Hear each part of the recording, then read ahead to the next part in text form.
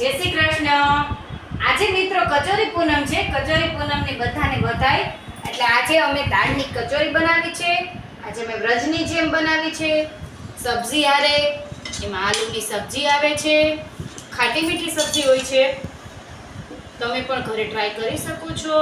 જે વ્રજમાં ગયા હશે એને તો ખ્યાલ જ હશે કે આલુની સબ્જી હારે કચોરી મળે છે. ત્યાં થોડો એવો મસાલો છાટ્યો છે સોડાનો, ટેસ્ટમાં એકદમ સરસ લાગશે.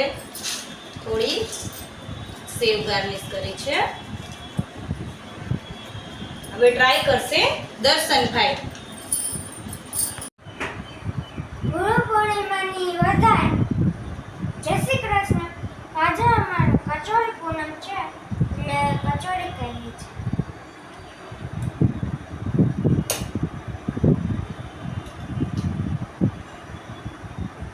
જે જાત્રામાં ગયા હશે એને તો ખબર જ હશે કે કચોરી કેવી હશે.